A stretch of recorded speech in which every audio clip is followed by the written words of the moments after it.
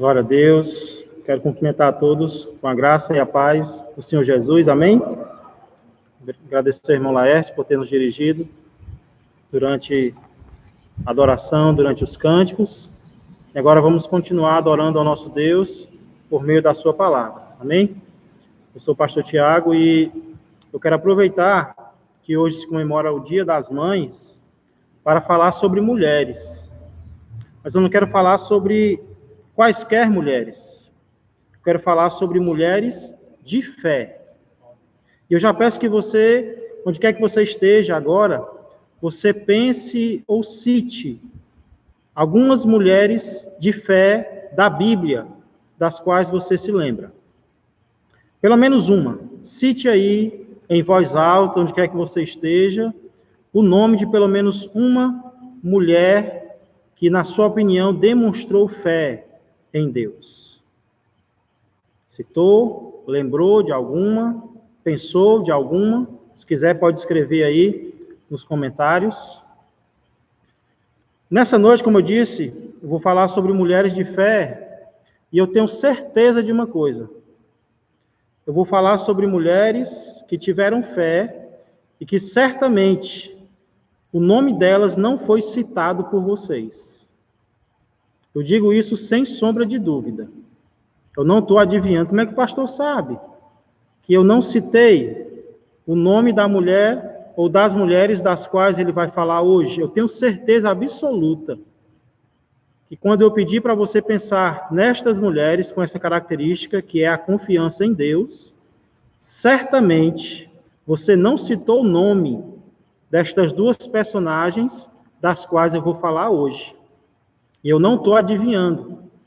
Eu tenho certeza que você não citou os nomes delas, porque simplesmente a Bíblia não revela o nome delas.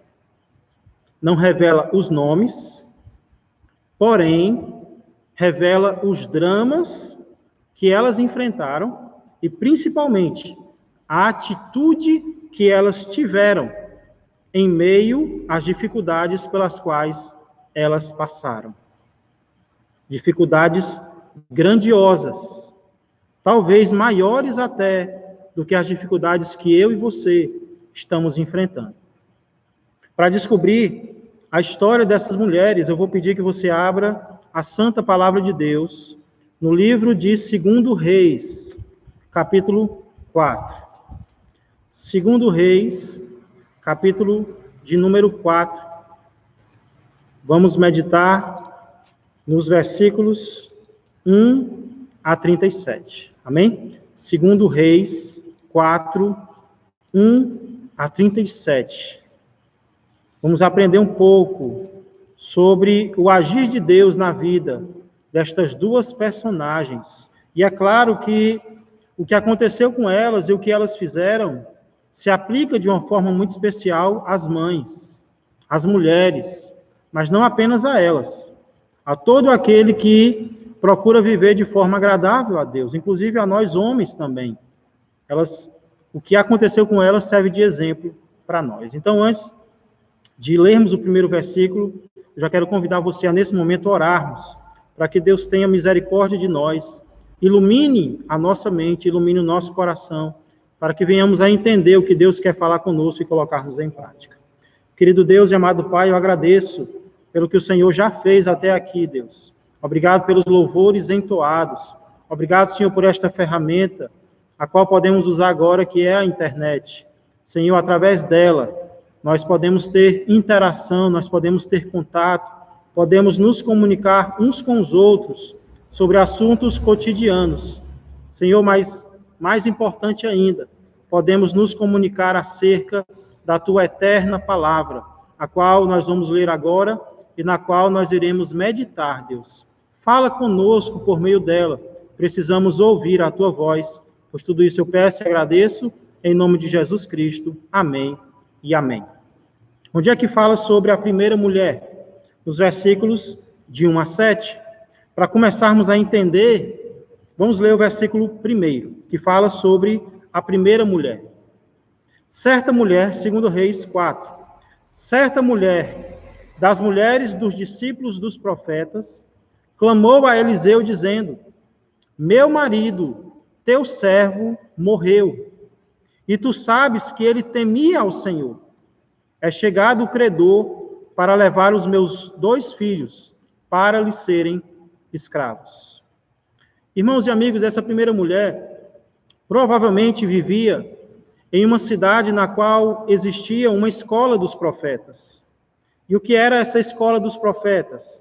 Era uma espécie de seminário, onde aqueles homens que recebiam o chamado profético podiam se preparar para servir a Deus. Então, provavelmente, essa mulher vivia em uma destas cidades onde havia um destes seminários.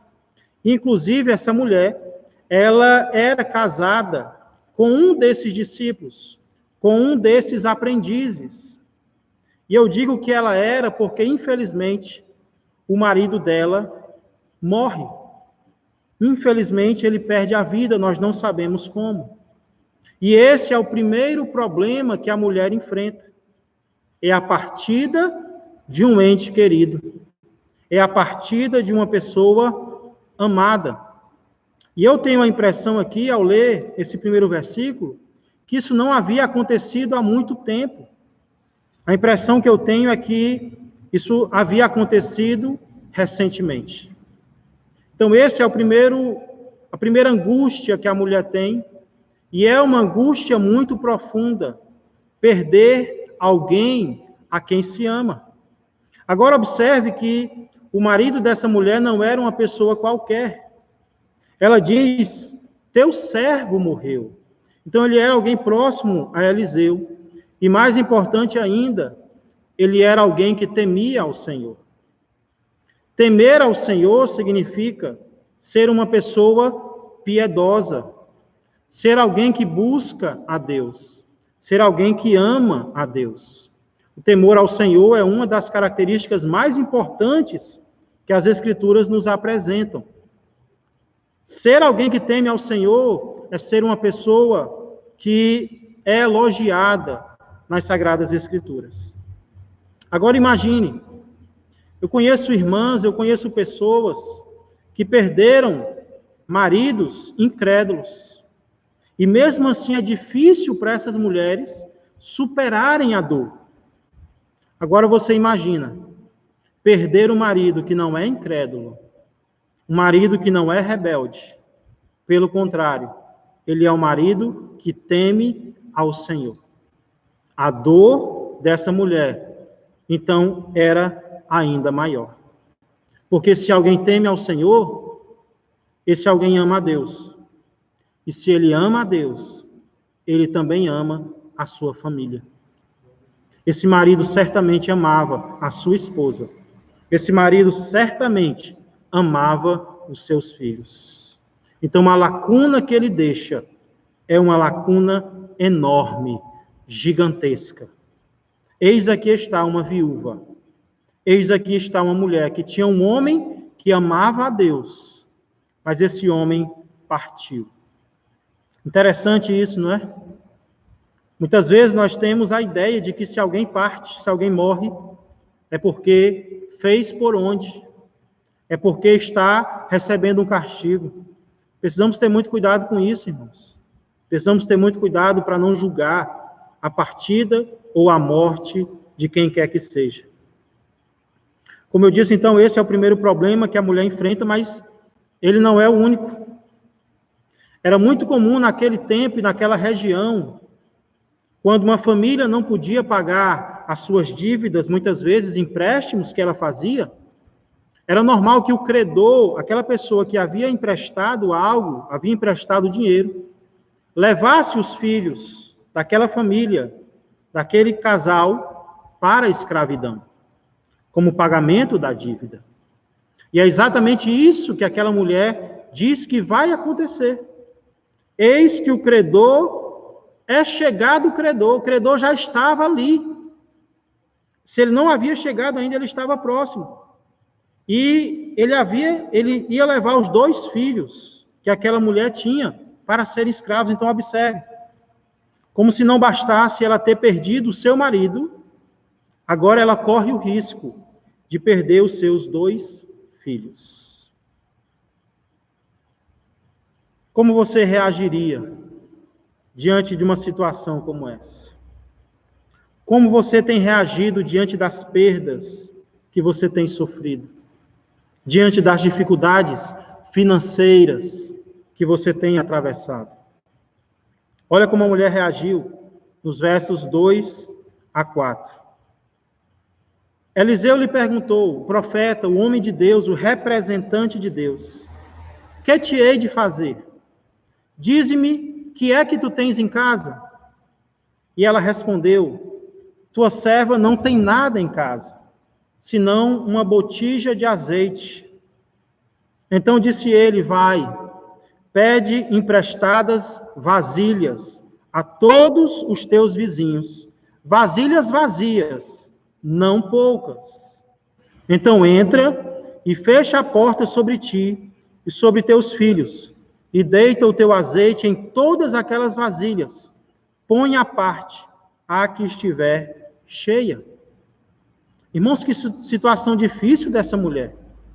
A única coisa que ela tinha em casa era uma vasilha com azeite, uma botija de azeite. Eu creio que ela estava em uma situação mais difícil do que muitos de nós que muitas vezes reclamamos. Reclamamos tendo tanto, e aquela mulher tinha tão pouco. Mas após saber o que ela tem, Eliseu a orienta a fazer algo estranho. Ele diz: vai na vizinhança e pede emprestadas vasilhas vazias. Não peça poucas, peça muitas.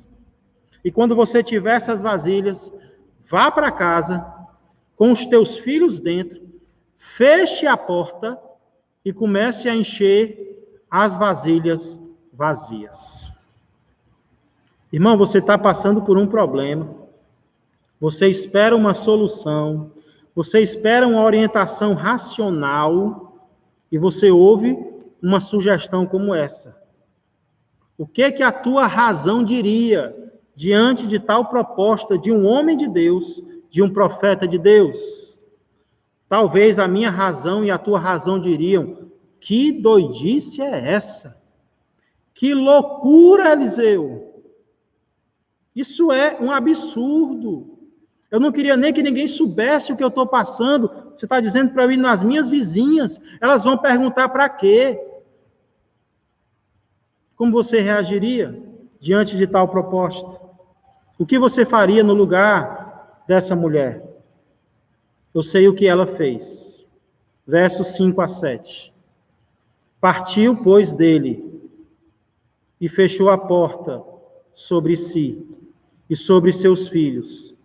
Estes lhe chegavam as vasilhas e ela as enchia. Cheias as vasilhas, disse ela a um dos filhos: chega-me aqui mais uma vasilha. Mas ele respondeu: não há mais vasilha nenhuma. E o azeite parou. Então foi ela e fez saber ao homem de Deus. Ele disse: vai, vende o azeite e paga a tua dívida, e tu e teus filhos vivei do resto. A história era absurda, não era? Mas a mulher acreditou na palavra do profeta. E quem acredita, obedece. E quem obedece é recompensado por Deus. O milagre ocorre.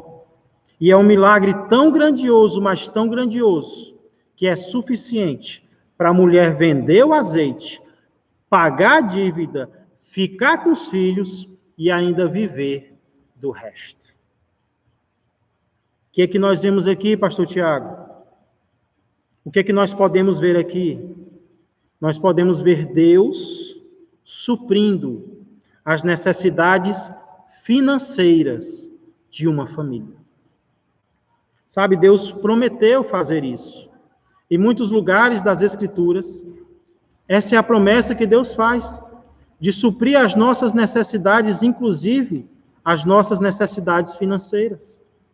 Um dos lugares onde isso é prometido é Filipenses 4:19, que diz assim: e o meu Deus, segundo a sua riqueza em glória, há de suprir em Cristo Jesus cada uma de vossas necessidades. Vou ler novamente. E o meu Deus, disse o apóstolo Paulo, que aprendeu a viver contente em toda e qualquer situação.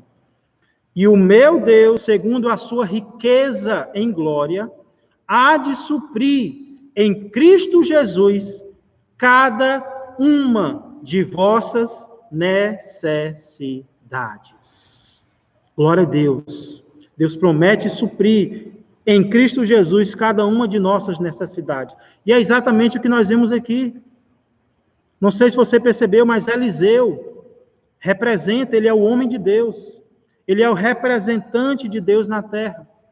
Ele é uma ilustração do próprio Senhor Jesus.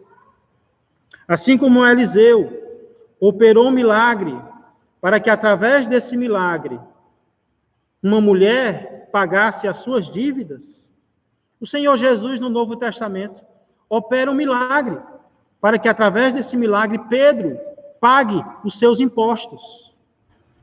Assim como Eliseu, aqui, opera um milagre para que uma mulher sustente a sua família, tenha sustento. No Novo Testamento, Jesus opera milagres, multiplica pães, multiplica peixes, para que não apenas uma mulher, não apenas uma família, mas milhares de pessoas tenham o que comer, tenham o seu sustento. Deus faz isso através do homem de Deus, do profeta. Agora percebam, meus irmãos, que não é apenas o profeta que Deus usa para operar o milagre.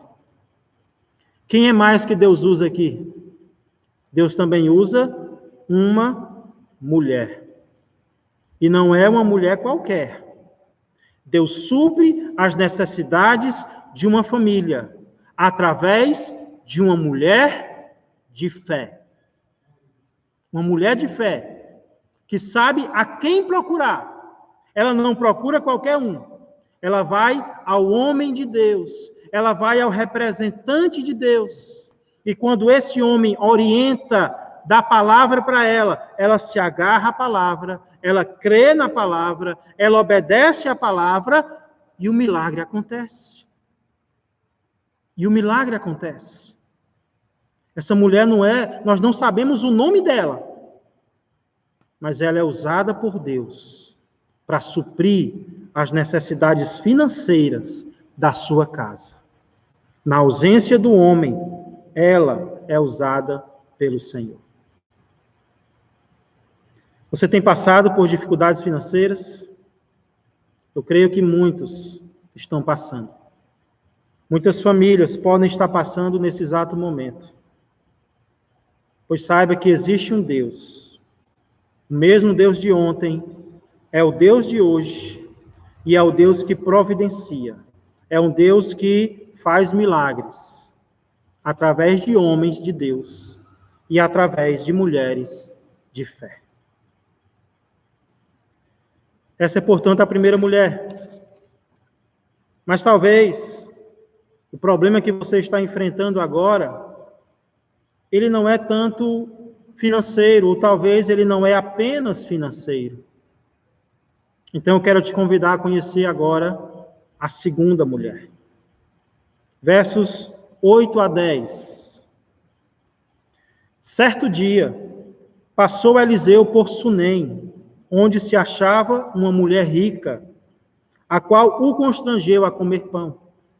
Daí, todas as vezes que passava por lá, entrava para comer. Ela disse ao seu marido: vejo que este que passa sempre por nós é santo homem de Deus. Façamos-lhe, pois, em cima um pequeno quarto, obra de pedreiro, e ponhamos-lhe nele uma cama, uma mesa, uma cadeira e um candeeiro. Quando ele vier à nossa casa, retirar-se-á para ali. Nós sabemos o nome dessa mulher? Também não sabemos. Assim como a primeira, ela é anônima. Mas nós sabemos o que essa mulher tem que a outra não tinha. Primeiro, essa mulher tem dinheiro, a outra não tinha. E sabe o que é interessante, irmãos? é que apesar de ter dinheiro, a Bíblia diz que ela era rica. Apesar de ser rica, ela não era avarenta. Ela possuía dinheiro, mas o dinheiro não a possuía. Por ela não ser avarenta, ela constrange o homem de Deus. Todas as vezes que ele passa por lá, ela constrange o homem de Deus a comer pão em sua casa. E achando que isso é pouco, ela ainda fala com o seu marido, a segunda coisa que ela tem, que a outra não tinha. Ela fala com o seu marido para fazer uma obra de pedreiro, para construir um quartinho, mobiliar o quarto, para que quando o profeta passe, ele tenha onde descansar. Muitas pessoas, quanto mais dinheiro têm, mais apegadas ao dinheiro ficam, mais avarentas, mas essa mulher não. Ela demonstra ser extremamente generosa. Então, ela aparentemente tem uma vida mais fácil do que a primeira, não é isso? Aparentemente. Vamos ler os versos 11 a 17 para descobrir mais algumas informações sobre essa mulher. Um dia, vindo ele para ali, vindo o profeta, retirou-se para o quarto que ele ganhou, e se deitou. Então disse ao seu moço Geazi: chama esta sunamita. Chamando a ele, ela se pôs diante do profeta. Este dissera ao seu moço: dize-lhe, eis que tu nos tens tratado com muita abnegação. Que se há de fazer por ti? Haverá alguma coisa de que se fale a teu favor ao rei ou ao comandante do exército? Ela respondeu: habito no meio do meu povo. Ou seja, não, Senhor, eu estou satisfeito, eu estou contente. Então disse o profeta: que se há de fazer por ela? Geazi respondeu: ora, ela não tem filho, e seu marido é velho. Disse Eliseu: chama. Chamando a ele, ela se pôs à porta. Disse-lhe o profeta: glória a Deus, por este tempo, daqui a um ano, abraçarás um filho. Ela disse: não, meu senhor, homem de Deus, não mintas a tua serva.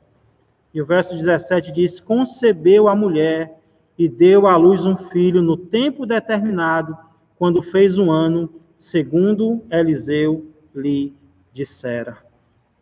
Irmãos, perceba que a motivação dessa mulher, ao empregar parte do seu dinheiro, suprindo as necessidades do profeta, não era uma motivação errada. Ela não estava fazendo como muitas vezes nós fazemos, dando para poder receber. Tanto é que o profeta diz: eu posso falar com o rei, eu posso falar com alguém importante. Ela diz: não, Senhor, eu habito no meio do meu povo. Isso significa, eu estou bem, graças a Deus. Ela não apenas era uma mulher rica e generosa, mas ela era uma mulher contente.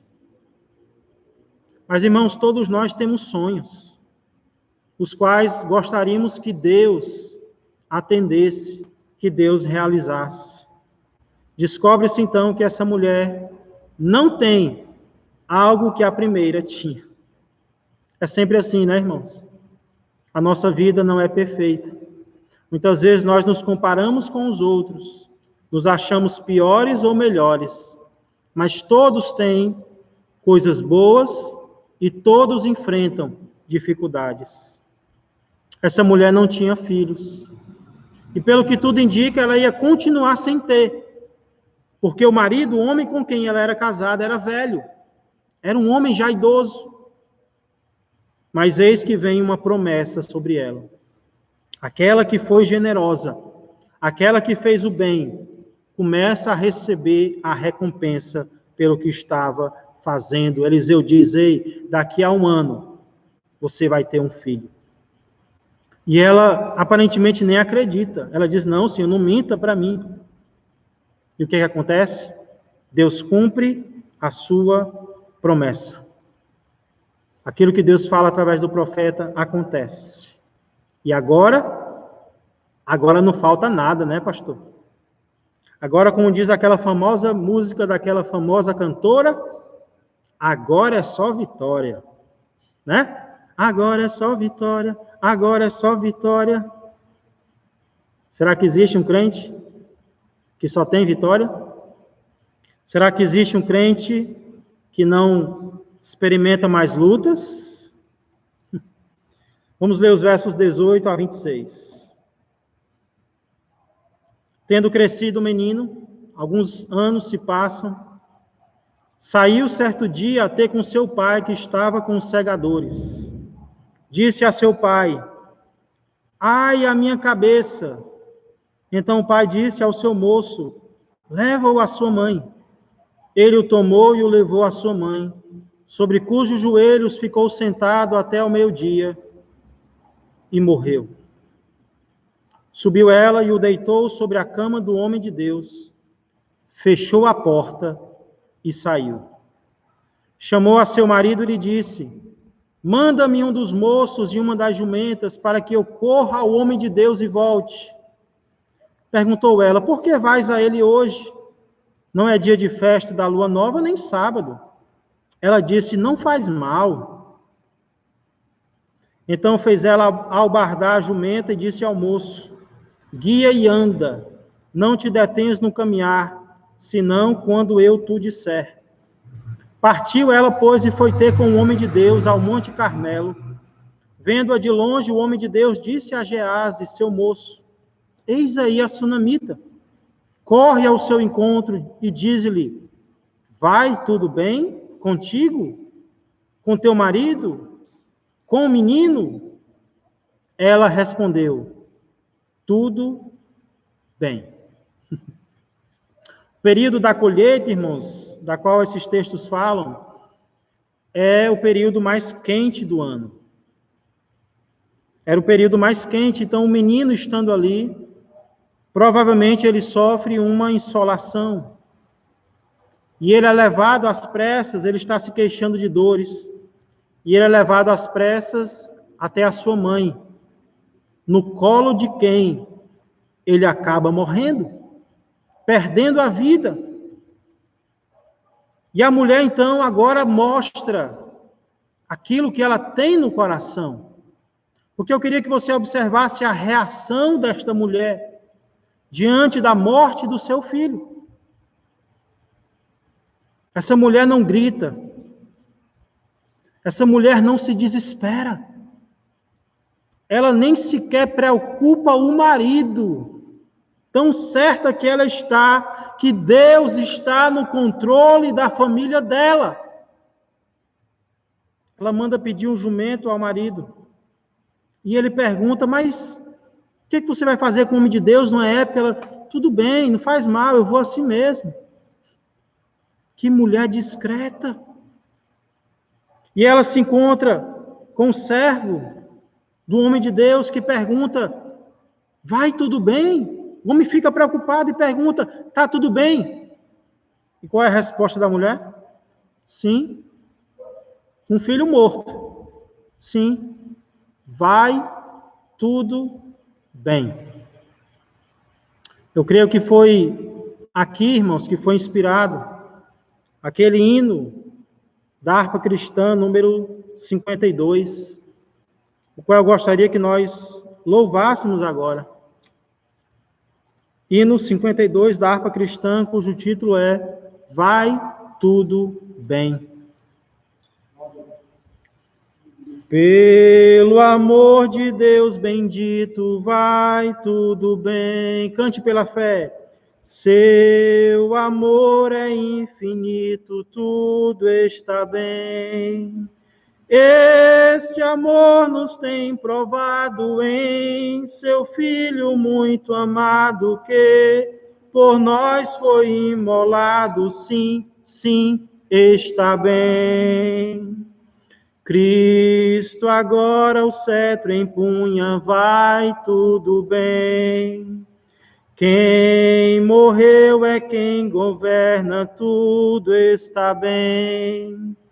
Seu amor é imutável, seu poder inabalável, seu cuidado é incansável, sim, sim, está bem. Terceira, a fé canta na tristeza, vai tudo bem.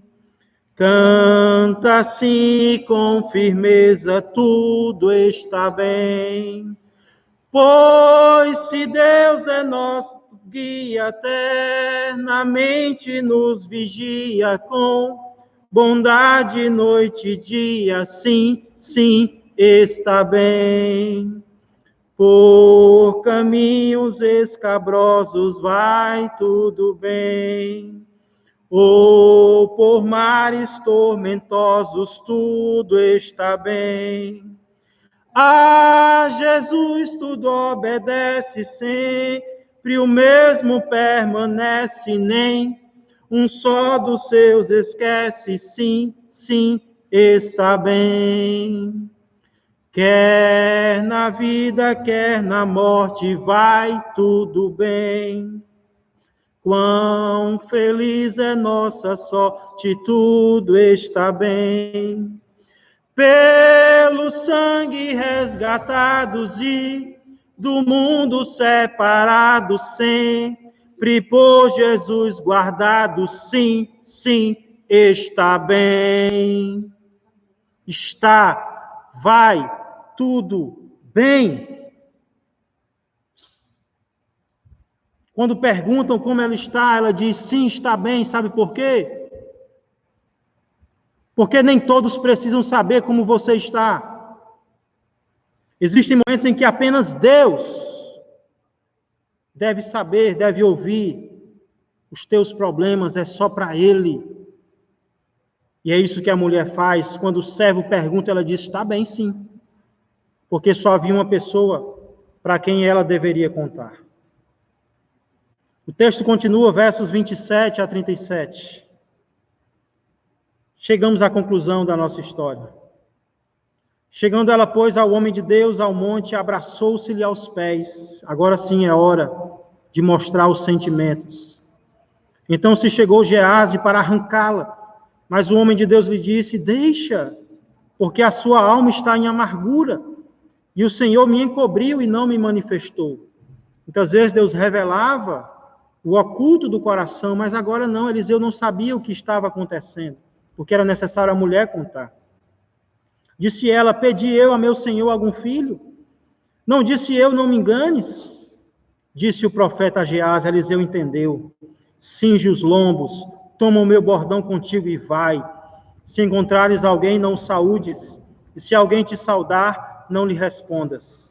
Põe o meu bordão sobre o rosto do menino. Porém disse a mãe do menino, tão certo como vive o Senhor e vive a tua alma, não te deixarei. Então ele se levantou e a seguiu. Gease passou adiante deles e pôs o bordão sobre o rosto do menino. Porém não houve nele voz nem sinal de vida.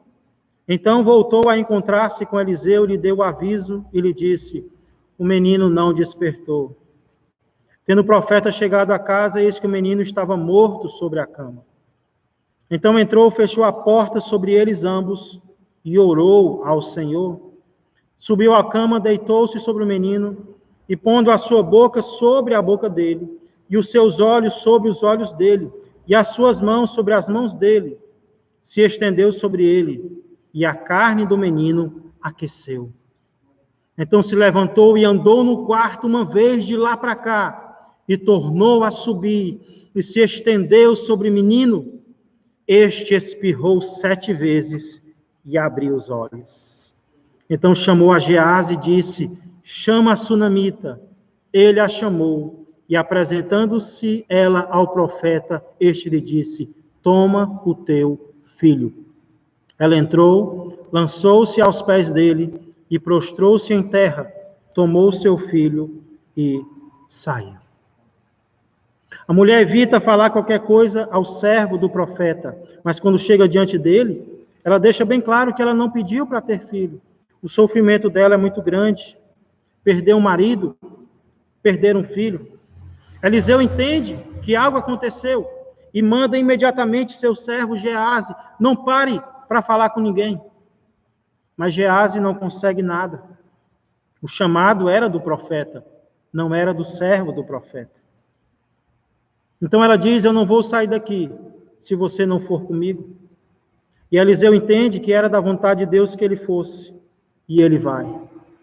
Quando ele lá chega, ele entra no quarto e ele fecha a porta.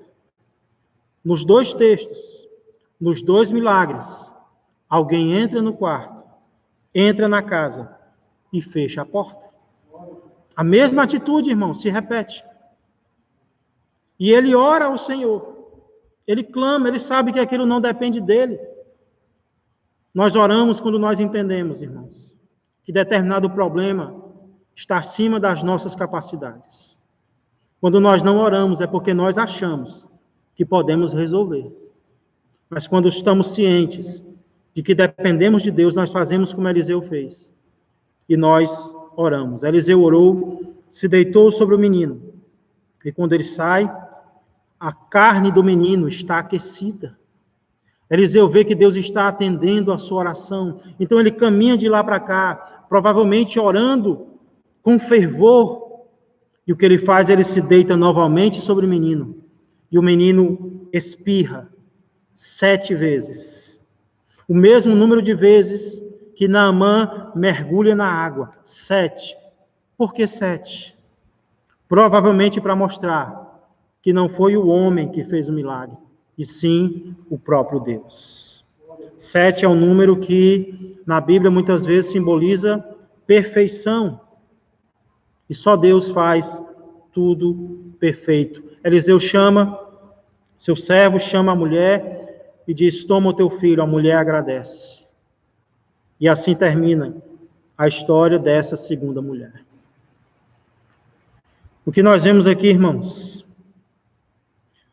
Na primeira mulher, no primeiro milagre, nós vemos Deus suprindo as necessidades financeiras de uma família. E aqui nós vemos Deus suprindo as necessidades físicas de uma família. Deus concede um filho a quem não pode ter. Primeiro milagre. Contando com o primeiro, esse é o segundo. O filho morre e Deus ressuscita o filho fisicamente. 3 milagres. Se eu fosse colocar um título, outro título para essas histórias seriam 2 mulheres e 3 milagres. Muitas vezes nos evangelhos nós vemos Jesus fazer exatamente isso. Suprir as necessidades físicas das pessoas. Quantos ele não curou? Quantas mulheres estéreis Jesus não deve ter curado? Quantos homens, casais que não podiam ter filhos? Na Bíblia nós vemos exatamente isso. E eu creio que Jesus é poderoso para fazer isso ainda hoje.